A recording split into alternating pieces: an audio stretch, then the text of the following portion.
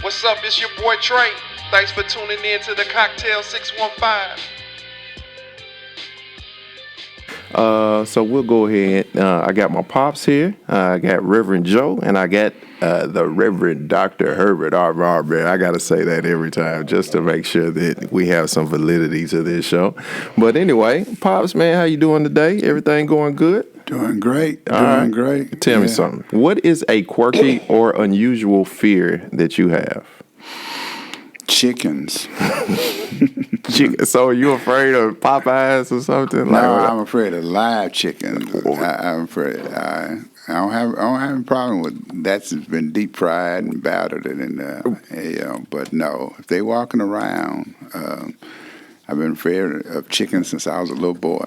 Okay, all right. Reverend Joe, how's it going? Everything going good? Everything is everything. Did you have a good day today? It was a day. It was a day? Yeah. Yeah, I know what that means. Yeah. Tell me something. When was a time when someone showed you deep compassion or love like Jesus? So I was actually at work, which I think made it most unexpected. And I was talking to a coworker. You know how you sit around like on a break. We were in a seminar or something. And, I'm talking to a coworker about this, that, and the other, and some decisions I wanted to make. And I'm kind of on a rant, And, he's listening and giving me feedback. And so I turn around, and the warehouse director is sitting there listening to me. And I'm thinking, maybe I should have reevaluated where I was and what I was talking about. But he was deeply interested in what I was saying and kind of the emotion I conveyed.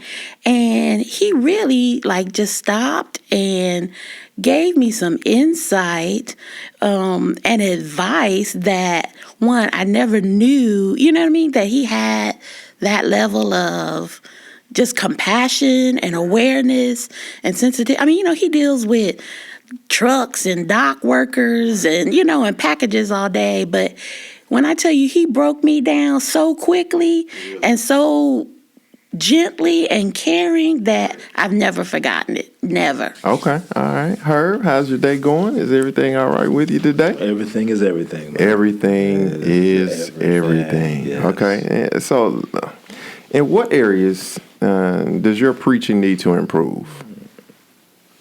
First, how much time you got? Well, let me ask you this: if you on a scale, let's say A, B, C, D, E, F, how would you rate your preaching? Oh, I give myself on a good day. I give myself about a B plus. A B plus. So there's room for improvement. Yeah. Okay. So in what areas do you think you need improvement?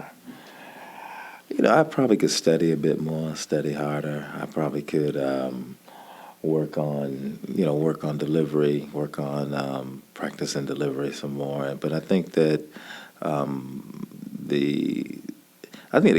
of the keys to good preaching is preaching consistently, which is something I don't do. Because I'm not in the pulpit every Sunday. Right. I think people who are in the pulpit every Sunday, can have an opportunity to preach consistently. They're going to be, they're going to be better preachers. They're going to be on point in terms of delivery, in terms of connecting.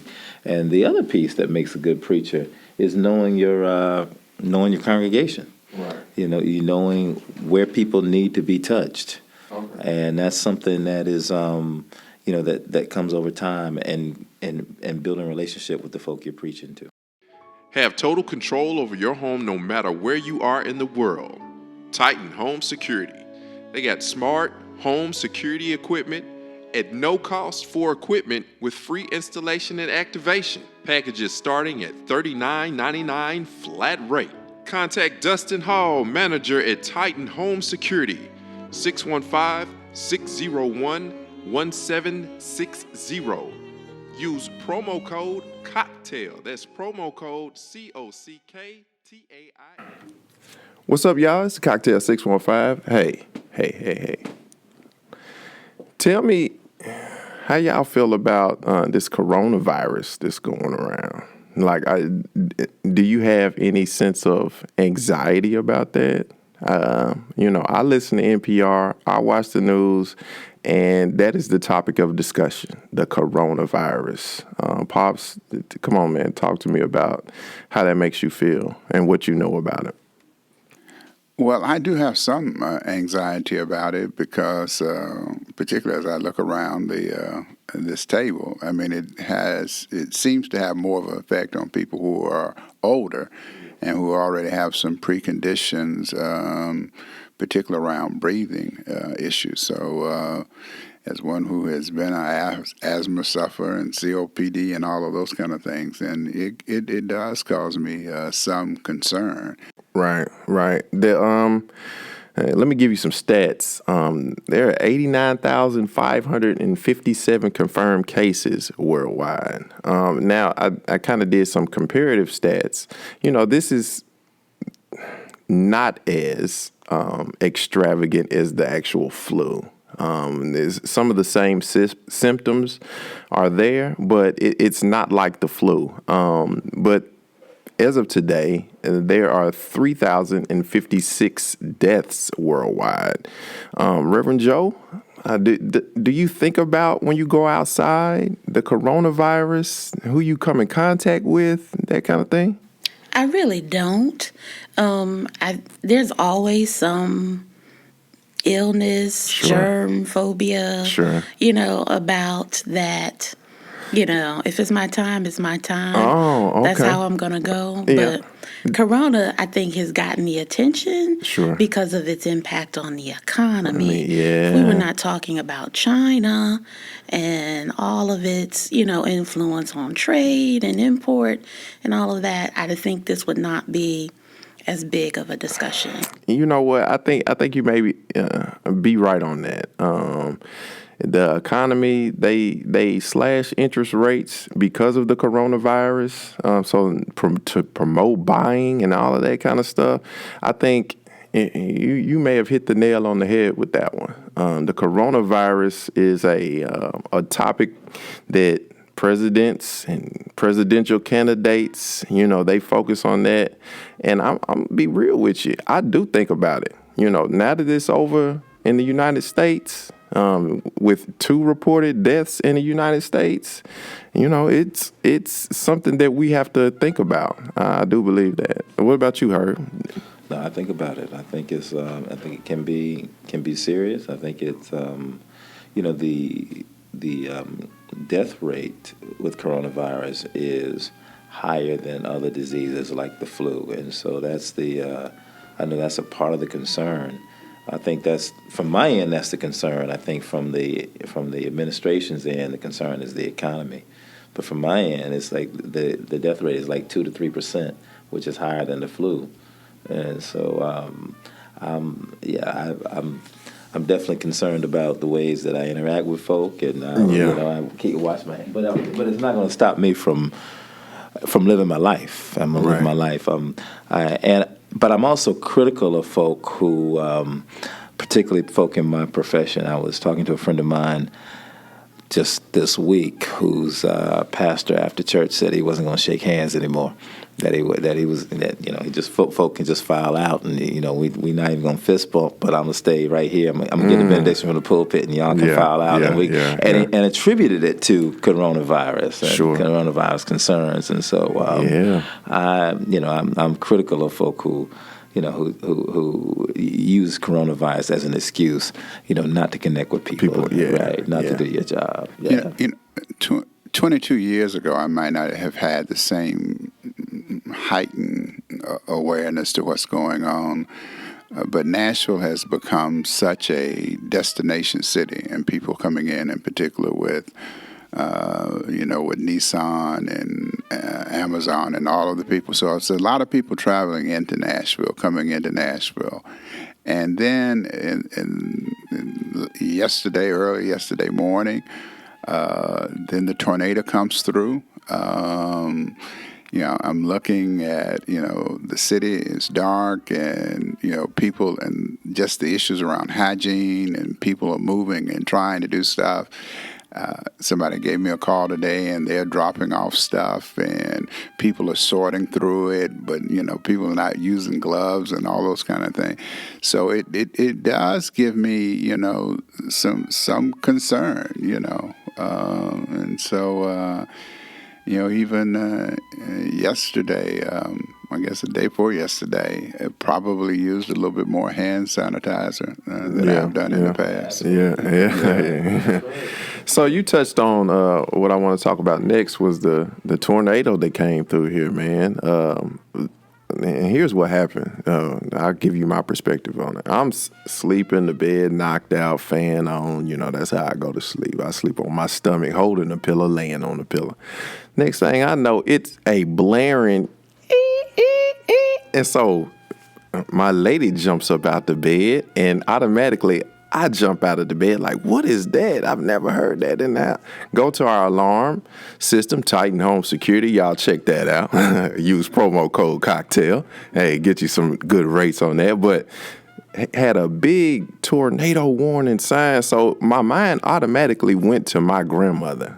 Anytime a tornado or those sirens went off, or watching the news, we in the middle of the house with pillows. And so I'm, go get Mason, bring him down here. So we end up in the closet listening to it on our phones. I call my dad because it's supposed to be where he lives in Bordeaux area. Like, hey, man, and he's in the bed knocked out. Like, I ain't even know. Let me cut on the news. But the sound of the wind that was whipping through and just having that level of, I don't know if that tornado is going to come, because how they do that track on the news where it shows you and, it'll be in Hermitage in 22 minutes. Like, oh my goodness. So let's get ourselves ready, get the flashlights, do all that kind of stuff. But how did it affect you? How did it affect you, Reverend Joe? I too was in the bed and my phone was going off. Okay. Which I was ignoring, which I always do at home, after midnight. But my friend Steven kept texting me.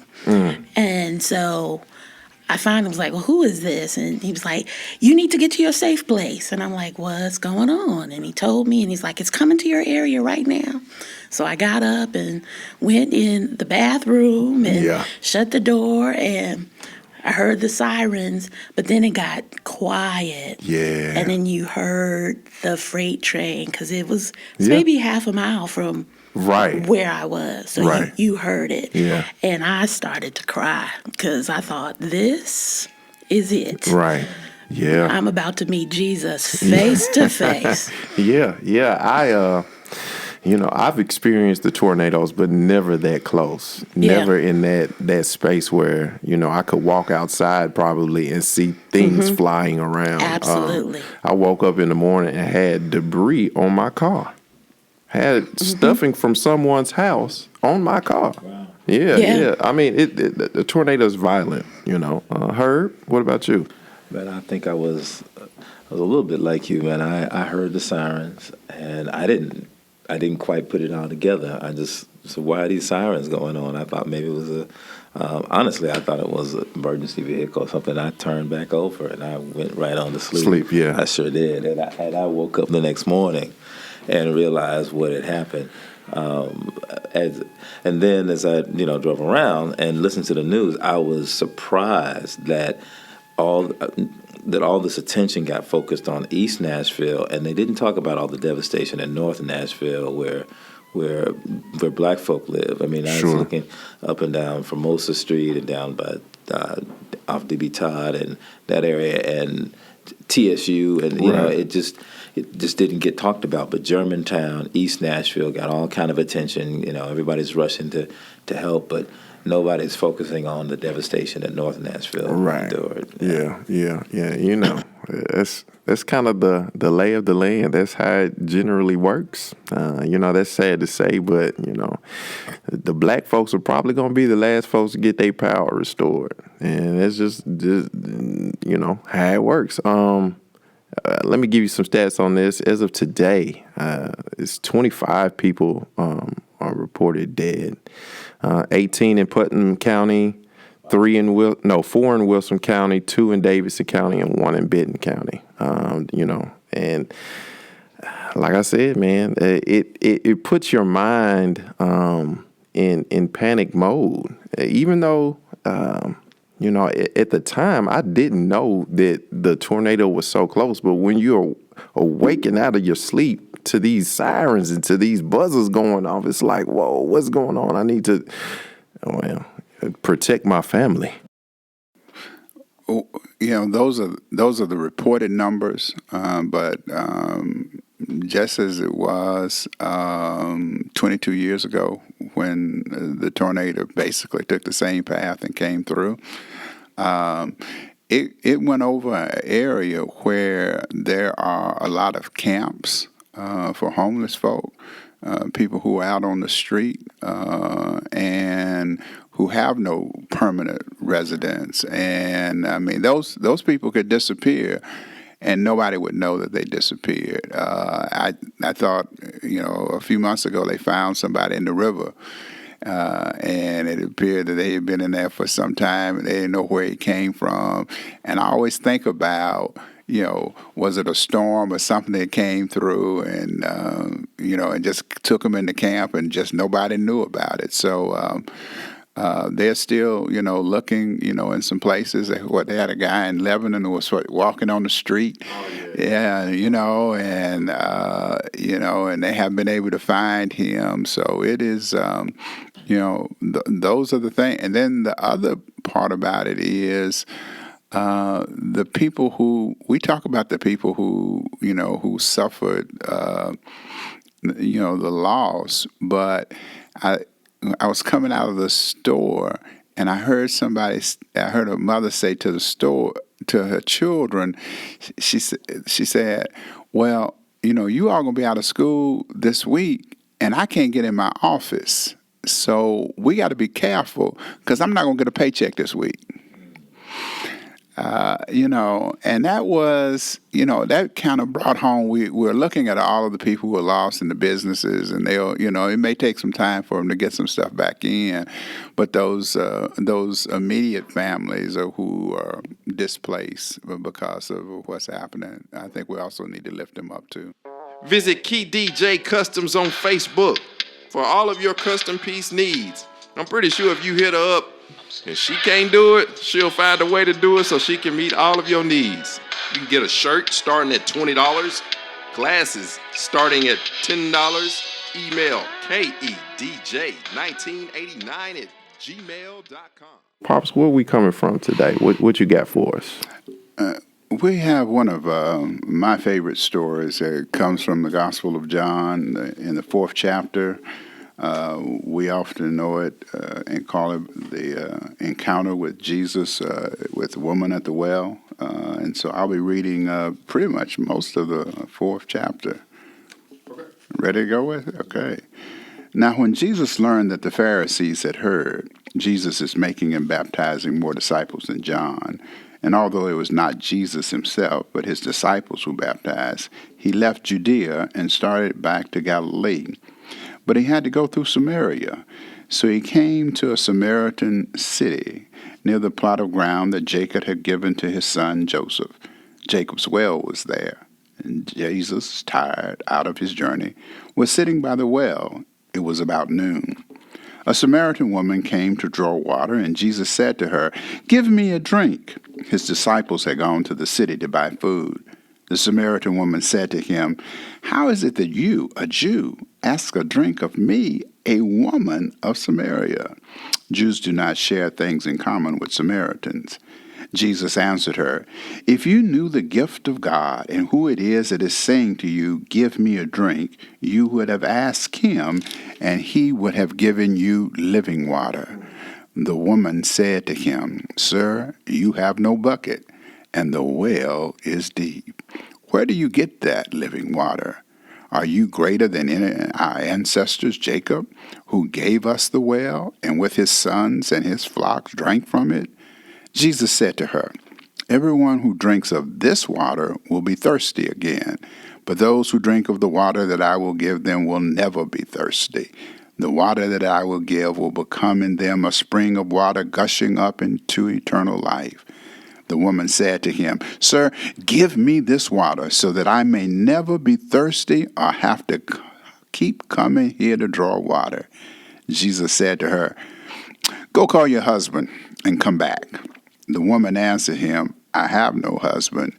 Jesus said to her, You are right in saying I have no husband, for you have had 5 husbands, and the one you have now is not your husband. What you have said is true. The woman said to him, Sir, I see that you are a prophet. Our ancestors worshipped on this mountain, but you say that the place where people must worship is in Jerusalem. Jesus said to her, Woman, believe me, the hour is coming when you will worship the God neither on this mountain nor in Jerusalem. You worship what you do not know. We worship what we know, for salvation is for the Jews. But the hour is coming, and it is now here, when the true worshipers will worship the God in spirit and truth. For the God seeks such as those to worship him. God is spirit, and those who worship God must worship in spirit and truth. The woman said to him, I know that the Messiah is coming, who is called Christ. When he comes, he will proclaim all things to us. Jesus says to her, I am he, the one who is speaking to you. Just then the disciples came. They were astonished that he was speaking with a woman, but no one said, What do you want? Or why are you speaking with her? Then the woman left her water jar and went back to the city. She said to the people, Come and see a man who told me everything I had done. He cannot be the Messiah, can he? They left the city and went on their way to him. Okay. All right. Yeah, I read this after you sent the text about what we were going to do and prayed about it and meditated over it. That's what you said in the sermon last week, what we were supposed to do with Scripture. And it spoke to me in many different ways, and we'll touch on that. But let me ask you this, Pops, and we'll move on to the next. How is John different from Matthew and Luke? Because we talked about Luke, we talked about Matthew, and now we in John. Can you kind of give me the differences in that regard? Well, Rev Joanne would probably be a better one to give you, but I will say that the how John differs from the synoptic gospels of the 3 that we have been coming from is that John wants to say that and tell his experiences. It's shorter. It only deals with the 3 years. It doesn't deal with all of the history that we have. Very short on miracles, but more of long stories like the one we just read, of encounters to prove that Jesus had come as being God and God's self, and that he had come for the Jewish people so that they might believe, and he had selected a few stories so that the people might come. He doesn't deal with a lot of miracles, doesn't deal with a lot of parables, but does more with the interaction, and really most of it, the latter part of it, really deals with the last week of Jesus' life. All right, so we've had our scripture read, John 4:5 through 42. Herb, kind of helped me with Jews and Samaritans. Like, what is the issue with Jesus talking to this particular person? Like, why is that important in that description? Like, starting this chapter, like.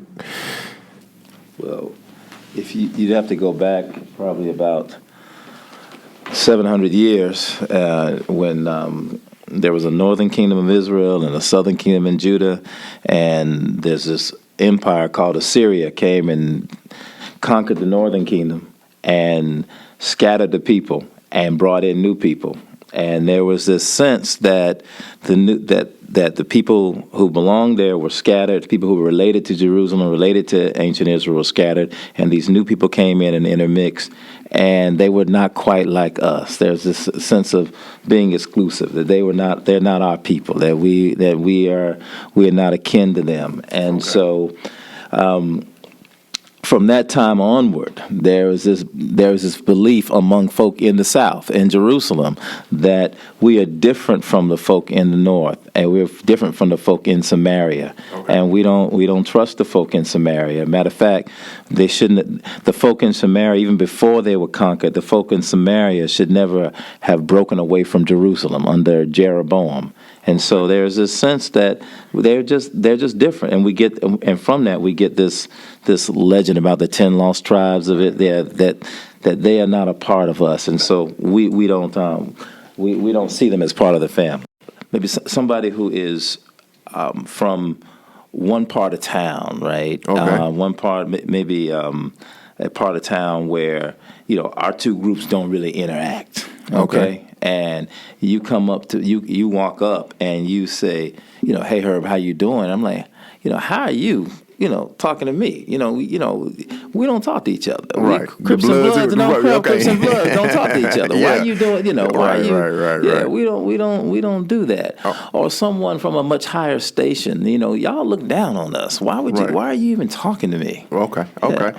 Now, Reverend Joe, what stuck out with you after reading? Well, I'm pretty sure you've heard this preached. You've probably preached this story. But after reading it again, what stuck out to you?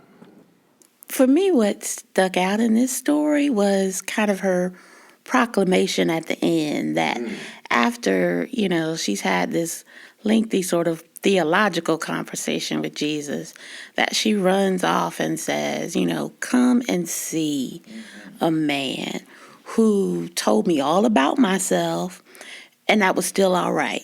Who saw me kind of for who I was and was okay with that. And she is talking to some of these others that are not Jews, Samaritans, right? Okay. Right. So would she have said, come check this Jew out that's up here? So I don't know. Anyway, keep going. No, I think she would have. I think she was shocked, like, hey, this brother was all right, he saw into me, and I thought he was going to talk crazy, and I was prepared to talk, as you say, greasy back. But, we had this real meaningful conversation. He spoke some words of life to me and kind of broke down the barriers and the preconceived notions, and I think he's worth listening to. Come and see. For me, that's like our ultimate sort of responsibility, right? Right. Jesus touched us, transformed us, encountered us, and it's so remarkable that, we extend the invitation. Trey, come and see. Yeah. You know? Yeah. Pops, now, you've been preaching, 30 years? Something like that? No, but 20 years? 20 years? A little longer than that. Okay, anyway. Do you remember the first time you preached this story? Yes, I do. Okay. And what was you have these elaborate titles, they're very, I don't know how to put it, but they're very descriptive, but they leave you on the cliff I need to come listen to this, because it tells you a lot, but it doesn't tell you enough. So do you remember what it was?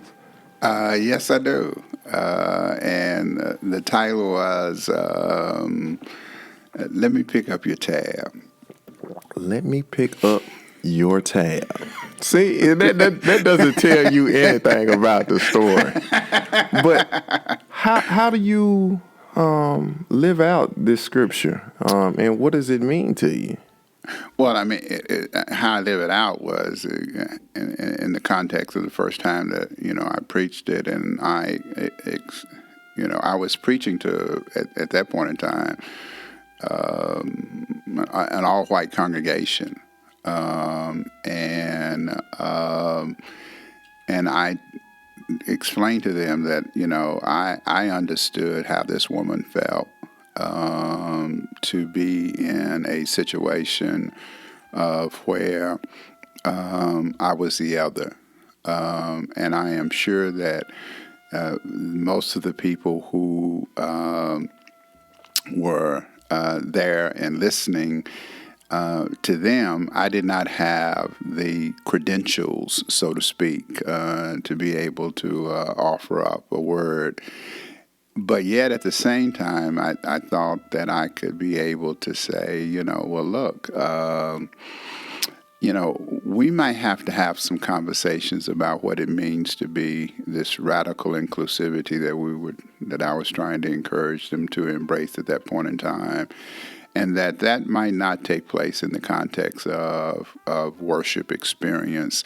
There's a part in there where it says to her, we worship on the mountain, you worship in the thing. That whole notion that a lot of times where we would hope that our barriers would be broken down is in the God that we worship. But oftentimes it is broken down in those places of where we can have real conversation. And so I started having a lot of my one-on-one conversations at a bar that was located over in the East Nashville area. And I said, come, let's sit down and talk about, what it is. And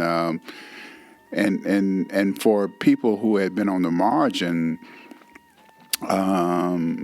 that was kind of refreshing for them to say, I know who you are, because at that point in time we were dealing with people. I was dealing with a lot of people who were struggling with addiction, and saying, hey, we can go in this place, and I can tell you it is not about us having a drink. It's about us going on this other side over here, and we're going to have us a good hamburger because I know this is what's going on in the store. I know your story. I didn't bring you in here to tempt you on your story. I came to come in here and say, look, there's some other ways that we can engage one another. So that was kind of the whole way for me of trying to say to people at that point in time, as the other, we got stuff to learn from one another.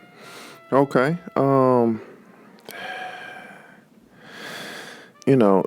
Dealing with reading scripture and trying to get better and learn more. Herb, why do you think Jesus selected this woman? Do you think it was I'm going to get her, or he knew that he was going to be at the well at this time and she was going to come? Why do you think that she was on Jesus' radar in that way? I don't know if she was on Jesus' radar before he got there, but Jesus is the kind of person who is able to engage you where you are, no matter what comes up, that no matter who it is, that no matter what life brings, that Jesus is able to engage it in ways that are life-giving and in ways that will bless you. And I think that that's the one thing I appreciate about Jesus, is that it doesn't matter what life does. Right. It doesn't matter what comes up. Jesus is able to help me deal with it. And I think that in that moment, Jesus, whatever came up for her, Jesus was ready for. Do you feel the same way? Because you kind of look at Reverend Joe like you had a difference of opinion to that question. I think Jesus was thirsty, but was thirsty for a conversation, was thirsty for an encounter with an equal. I mean, think about the disciples, and he was always just like, do y'all even know who I am? Do you understand what's going on? Right. They didn't question when they should have questioned, and they argued when they should have been quiet. I think he was looking for someone to, engage with and to dialogue with and to just be in relationship with, sure. And, that's what you're like, why are you asking me for a drink? And he was like, hey, because I think you can do it. You're up to it, Right. Well, so let's go back to this. So would the Samaritans have more disdain for the Jews, or is it opposite? I missed that. The Jews would have disdain. Okay. So, yeah, okay, that makes sense then. That makes sense. So, Pops, like you said, let me pick up your tab. Now, we coming up on you preaching this again, obviously. This is why we doing what we do.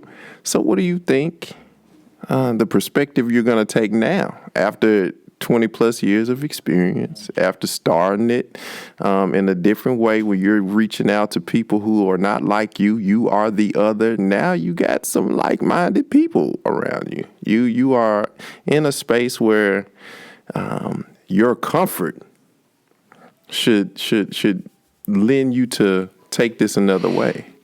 Well, yeah, I will take it in another way, and but the way and I probably will approach it a little different than Herb was kind of inferring in his conversation about it, and that is that I believe I'm going to go with the human part of Jesus. And that Jesus probably had heard people talking about her. We like to think, the divine, he just knew everything, that it probably wasn't the first time that he had been around the well. They would have gone to the well early in the morning and heard them talking about this woman, that they had been dogging this woman out. And all of us know people of whom have been dogged out and who have been pushed away from the community. And Jesus knew that this woman came when nobody else came. She came in the middle of the day so that she wouldn't have to listen to folks say, smiling in her face, say, oh, there she go, and, man, you better keep your man away from her, because that shit had five.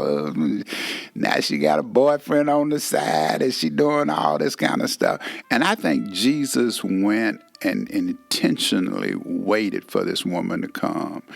And in this day and time when we as the church, we are challenged to go and define folk who can help us make our budget, folk who can help us get certain prestige. But nobody's going out and inviting the folk that everybody's talking about. It used to be a time, you didn't have, and we're battling with this in the Methodist Church. Do you want gays? Do you want, this person or that person, in the congregation? And Jesus intentionally went and found folk that wanted to be in relationship. I think, and then I will contrast it to the story that's before that, when Nicodemus came. Nicodemus came at night. We knew Nicodemus's name. He was a man. He had prestige. We don't know this woman's name, but yet she was the one who accepted Jesus and went and told some folk, said, come and see them. We got all... And my experience has said that when we have an engagement with a person who has been on the margin and has been accepted, often those are the people who go and tell the story about Jesus. So I don't know what the title, is going to be at this point in time. She's on and popping. But being intentional, and for the church, for us to be intentional about dealing with the folk, that nobody else wants to deal with. Right. So, now this, having 5 husbands, like that is, she had to be quite the looker or quite the, I don't know. Because I thought more than one husband was taboo. You didn't just, you divorced this husband, got another husband, divorced that husband. Like she would be almost damaged goods. Am I correct in that? Yeah, well, she would have been. But to the men that she is now being their wives, like how did she? She didn't. He did. She did. She couldn't. Right. It wasn't her. Yeah. She didn't have the right to divorce anybody. She didn't have the power to divorce anybody. She didn't have the power to marry anybody. Right. She's being women are property. She's being passed It's the along. round, yeah. So when Jesus says you had 5 husbands, he is talking about a system that has used her and passed her along as property. And telling her that the one who you've been passed along to now ain't really no husband to you at all. He hadn't done it. And so this is about the way a system has treated her, not about anything that she has done. One of the things that I find interesting about that is that when Jesus encounters sin, Jesus is really clear about calling it out. I mean, he called the Pharisees, you hypocrites. I mean, the woman who was caught in adultery, he says, go and sin no more. He didn't say anything about sin to this woman. Right. It's not about her sin. Yeah. It's about the sin of a system that has messed up her life. Yeah. Yes. That's powerful. I didn't see that. And divorce could have happened. All a man had to do is go stand in a public place where he had witnesses and say 3 times, I divorced this woman, I divorced this woman, I divorced this woman. And that's all that he need to have. And it could be for any reason. I mean, it could have been a fact, well, I need a child. I need a son. And it's 4 months she ain't pregnant. Nah, I'm not dealing with her anymore. I'm moving on. She can't cook. Any reason. And Jesus is saying to her, I know that, but you still can have access to being a part of the kingdom. And that's, for her, became liberating. Because she says, he knows all about me, and he still engaged me. Right. Now, Reverend Joe is the resident woman in this group. How does that make you feel, that portion of the story? I don't think you touched on that, and if you did, excuse me.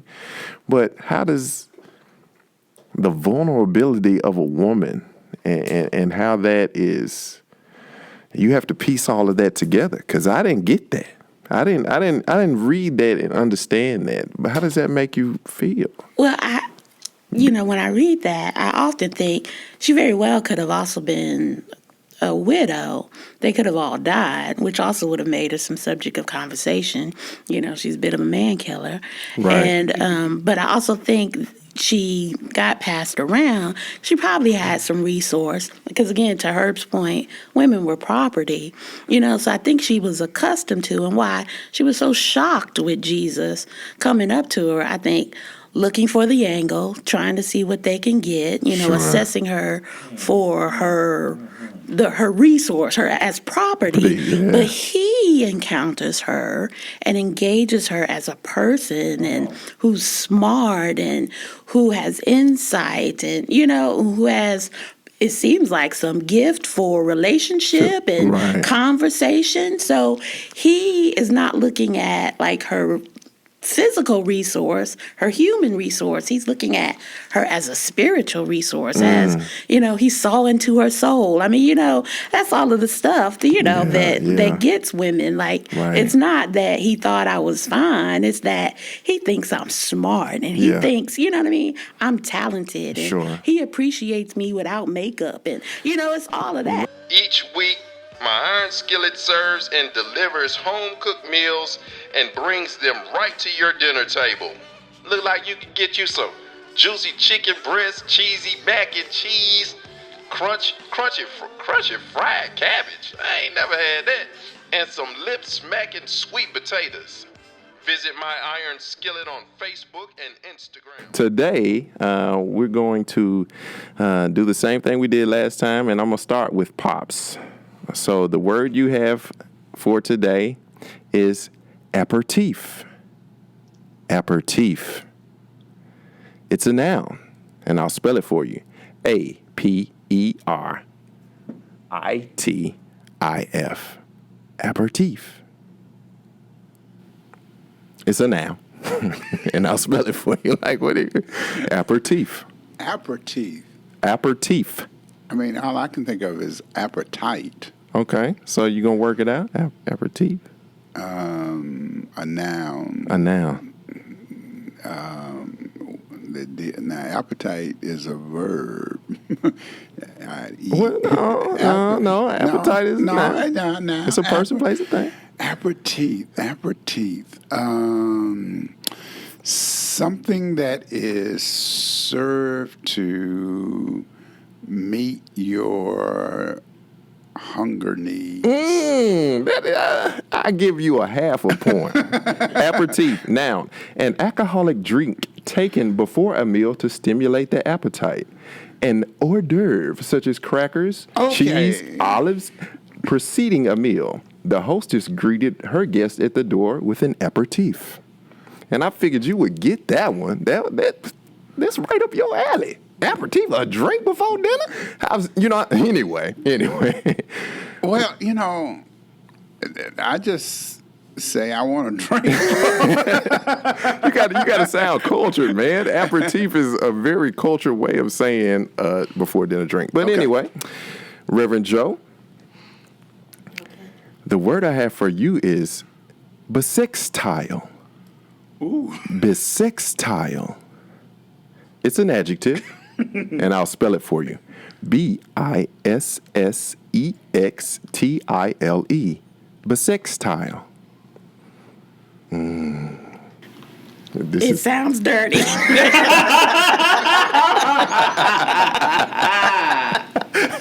Like wangle. Yeah, like wangle.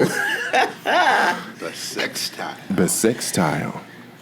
So I'm going to say there's two of something. Is it a protected class? No. I like that though. Bisextile. Is it a noun? It's an adjective. An adjective. 5. Two choices. Okay. I don't know. Bisextile. Adjective. Of a year having the extra day of a leap year. The 29th of February. Anything related to the extra day of a leap year. Since she was born in a bisextile year, her mother joked that she got her driver's license when she was 4 years old. Bisextile. That's appropriate. We just had February the 29th. And I thought you were going to nail that one too. Listen, I am on a trifecta. Okay, yeah. I got her. I love it. Strike. Here we go. We're going for the turkey with Herb. Here we go. The word I have for you is farthing. Farthing. It's a noun. I'll spell it for you. Farthing.